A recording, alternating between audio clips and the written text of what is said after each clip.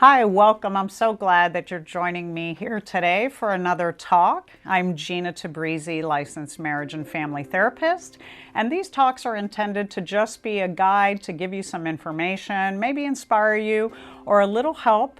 If you're seeking more help or needing more help, of course, a therapist is someone you can always go to get additional guidance. If you're suffering issues like depression or anxiety or post-traumatic stress. So these talks are just an invitation for you to learn, to take in new information, and help you to work on things that you might need to be working on in your daily life. Today I had the thought of when loving you is hurting me. Oftentimes you'll hear this word codependency. It is a word that's been used in my industry in the field of psychology and in the field of drug and alcohol treatment quite a bit.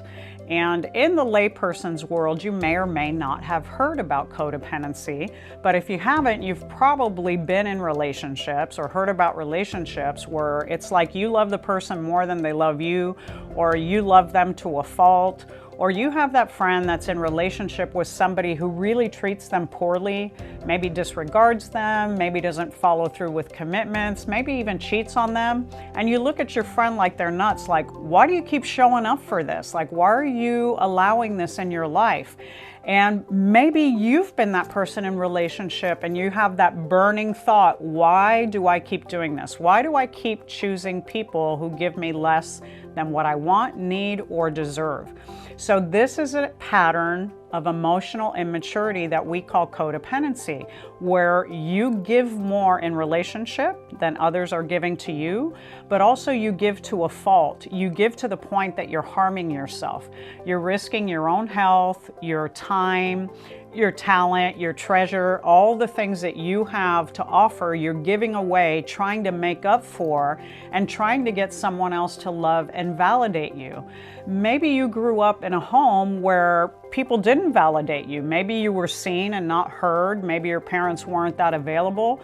Maybe your parents were always pushing you to do right and thrive and achieve things, but they never just said, hey, you're doing a good job. Or they forgot to mention it. They just kept pushing you. You can do better. You can do more. You can get an A+ instead of an A. I don't know about you. I had a little bit of that in my home. And sometimes that creates a pattern of perfectionism, where we think as people, we have to do everything perfect and everything 100%. And we're missing the big picture. We're human beings. We are never going to get it 100% right. We are always going to falter. We have flaws, and we're not always going to do the right thing, even though we intend to do the right thing, because we're human beings. We're imperfect beings. And so that's part of accepting this dynamic that occurs in relationship with other people, because codependents tend to deal with and struggle with perfectionism. They are trying to get it 100% right. If I do everything right, then this person's going to love me. So I want you to ask yourself now, do you find yourself in relationship, be it with friends, be it with colleagues, be it with a lover, be it with a spouse, where you're feeling like, oh my God, no matter what I do, I can't get it right. I can't get it 100%. And this person is always there to let me know how I'm just not cutting it, just not cutting the mustard. See, codependents will choose people whose esteem and who is self-worth is also damaged. So let me try to say that again.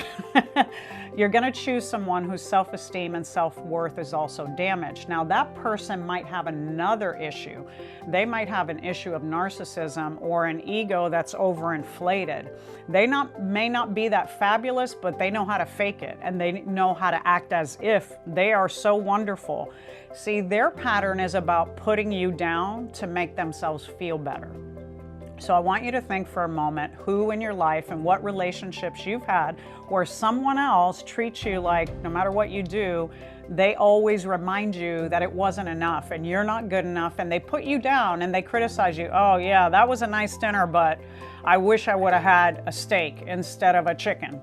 So look at when you're in relationship with people who want to diminish you in some way and notice how it makes you feel. See, for codependents, we feel guilt. We feel guilty about, oh my God, I didn't get it right. And then over time, we start to feel shame, like, what's wrong with me? Am I defective? Why is it that this keeps happening with this person? And why do I feel so bad about myself? I want you to think about, how did you feel prior to entering the relationship? Did you question your self-esteem? Did you feel like I'm not a good enough person? Because if you carried that into the relationship, then you just chose someone who could put a spotlight on your self-esteem, your injured self-esteem, and your lack of self-worth. And if you didn't notice it before and suddenly you've noticed it, you might be repeating a pattern that was repeated in your home. So watching your parents and their relationship, you start to identify with one of those parents, and on an unconscious level, then you repeat the same pattern. If you had a mom who was super codependent with your dad, or a dad who was super codependent with your mom, if dad was always right and mom was always wrong, or vice versa, and now you find yourself doing that, it's an imprinting. It's something that you learn because you watched it growing up, but it certainly doesn't have to be who you are. But if you've adopted it as who you are, that to the point where you start to say to yourself, I really don't think I'm good enough, or maybe there seriously is something wrong with me, then I want you to stop there. I want you to stop there and pause and say, look, I may have adopted some maladaptive behaviors and I'm repeating them and I'm acting them out in this relationship, but I'm aware of it. I am painfully aware of it, which means maybe I'm one step ahead of my history, of my parents, of other past relationships I've done this in, because nothing will change until you become aware of it. You can make excuse after excuse after excuse for yourself, but when you become aware that you're doing something in relationship that's causing you pain, or you're in a painful relationship with a partner, then it's your responsibility to take action. If you don't change it, nothing will change. This pattern will continue. See, because as a codependent, and the word codependency, let me pause here for a minute, is a dependency on someone else, codependent. The original term was used to describe a person who was in relationship with an addict or an alcoholic. So they had a dependency to substances and you had a dependency to them. Codependent. Make sense? So in this pattern, understand it from that sense. We found out that many people have similar patterns who are not in relationships with addicts and alcoholics because they were in a home where there was a parent who was a little bit more controlling or angry, or maybe there was a parent who was an addict and the other parent was enabling them, and you learn that pattern of behavior and now you have the codependency too. So you stop yourself when you recognize it and you become aware of it. That is the time to say, I can do something different. I'm not doomed to repeat the past just because it's what I've been doing, just because it's the only thing that I know. You can change that by start to identify the feelings. If I'm sitting here in this relationship and everything I'm doing genuinely from my heart, 100%, is to bring me closer to this person, is to express love, is to be connected, and it keeps being rejected, then I need to look at myself. Why am I committing to someone who doesn't commit to me in the same way? Why am I committing to someone who keeps rejecting me? Why am I committing to someone who keeps turning their back on me? Why am I doing this? Why am I doing this to myself? And then notice how it makes you feel. It makes you feel lonely. It makes you feel insecure. It makes you feel unlovable. And if you sit in those feelings long enough, you're going to start to feel crazy. And a lot of times we do feel crazy in relationship with someone where we know we're giving 100% and they keep telling us, yeah, you're giving about 20. See, that other person is doing that so that they can control the relationship and stay in the position of power. They're also doing that because their self-esteem, as I mentioned earlier, is wounded. Their belief is also that they're not good enough. So what they do is they put you down, they bring you down to bring themselves up. And there's an expression that I learned a long time ago in my recovery from codependency, which is, if I'm okay with me, I have no need to make you wrong. So if you're in a relationship with someone who's always making you wrong, it means they're not okay with themselves. So start to say to yourself, wow, maybe it's not me. Not that you maybe aren't doing some things and you're not contributing, but go, wow, if this person is always making me wrong, it's a projection. It's like taking what I'm experiencing that I don't want to deal with and throwing it on you and labeling you with my bad self-esteem and go, wow, they're always doing this to me. Well, maybe it's because they're not okay. Maybe it's because they're not working on themselves. Maybe it's because they're not dealing with their insecurities or their past history. So what's your job? Your job is to free yourself from the burden of codependency, to know that you are not here to help someone else heal their psychological trauma. You're not here to help someone else to mend their self-esteem. If you find yourself in relationship with someone who's broken in those areas, you can love them to death and they may never change. In a loving relationship, you would point out to your partner and say, I think you need to work on this because you not working on this is now causing a division in our relationship. And I want, as long as you're working on it, I'm willing to commit and maybe see this through. But if I'm the only one doing the work, then I have to check myself and I have to look at whether the expiration date on this relationship has arrived or not. Hopefully that makes sense to you. But if it doesn't make sense, go back and rewatch this and watch it slowly and you'll get it. Because really, codependency is about giving too much to a person who isn't capable of receiving it. It's great that you want to love, it's great that you want to take care of and nurture other people, but if you're doing it to the point that you're using all your financial resources, or you're exhausted all the time, or you're running around like a chicken with its head cut off trying to please this person, whether you're doing it through buying gifts or doing it through keeping the house clean, keeping the finances straight, just changing your world. Every time you want to do something or you want to plan something for yourself, plan occasions to maybe go on vacation or hang out with friends or go visit your family, and it gets interrupted by this other person's needs because their needs are always first, and you keep canceling things in your life to make sure that they're okay, then that's a huge sign of codependency. That's a red flag for you. So I want you to notice and take an inventory. What are my red flags? Am I giving more than what I'm receiving? Am I always hearing that I'm not getting it right? Am I always hearing that I'm not good enough? Is this person always measuring me to some other yardstick, whether that's someone in their past or maybe it's a parent of theirs? Maybe they're measuring you to a parent. They had this ideal, perfect parent, and they're always saying, oh, my dad would always do it like this, and you don't do it like that. This is a problem because you're who you are. You are uniquely you, and you are not meant to be anybody else. And if someone is trying to paint you with a brush so that you become someone different, then you really need to look at the toxicity and the dysfunction of that relationship, because it'll never be healthy for you. If you cannot fully be yourself in a relationship and be embraced and held and regarded and loved, in spite of whatever your flaws are, you're really not in the relationship that's ever going to work for you. And so it's important, I think, that you take that inventory.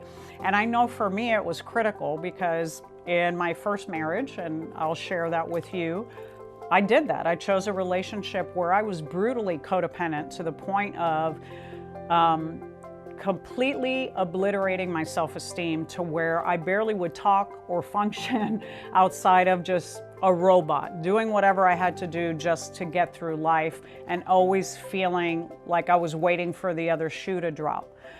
Sometimes in codependency, you'll be in relationship with people that are very abusive. So now that's taking codependency to a whole other level.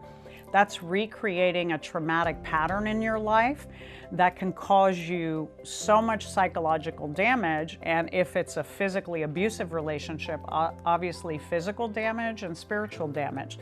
So I want you to think about, why am I staying somewhere where I'm being treated so poorly? Why am I staying somewhere where someone disregards me and disrespects me to this extent to where it's causing me so much pain? Because in abusive relationships, it is never okay and it is never your fault when someone else loses control. They can say, I'm so angry because you didn't pick up the dog mess, or you didn't pay that bill, or I'm so angry that you're late and you embarrassed me at my company thing. They can point fingers at you because you have some part in something that has upset them.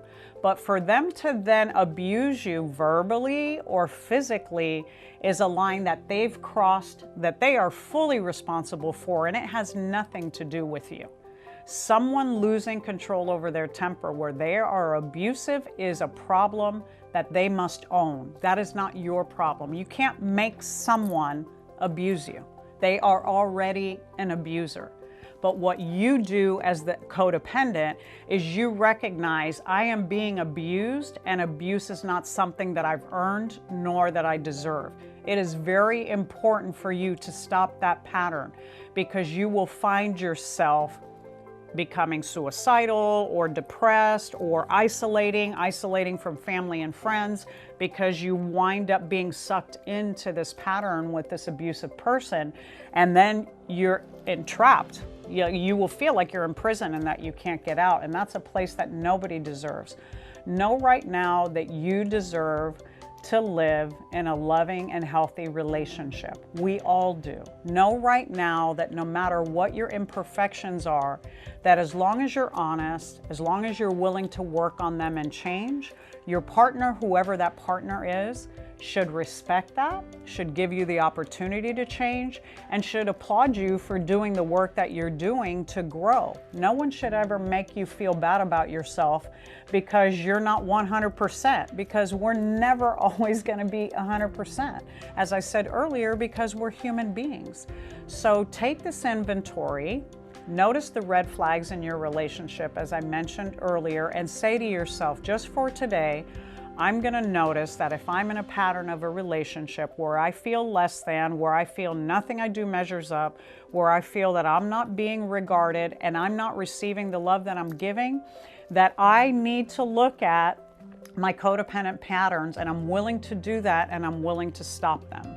And one way to stop them is to confront the other person and to say, this is no longer about me, because I'm doing the work, I'm showing up, I'm meeting all the needs that you've asked, and yet you keep moving the bar. It's never enough, it's never good enough. You keep pushing that bar further and further, and I feel I can't reach it, and I now know that's your problem, not mine. It's a very simple way to directly confront one of the patterns in the relationship and codependency. And the other one is to just simply state the feelings that you're experiencing. I feel with you in this relationship that I'm never enough and that I'm never going to be enough. And that's not something I want to continue to live with. So I'm looking at my part, I need you to look at yours. And if you're not willing to look at yours, then I need to look at whether this relationship has expired or not. So I want to thank you again for being here. I hope you learned something about relationship and when loving you is hurting me. Again, it's Gina Tabrizi, licensed marriage and family therapist, and I'll see you soon.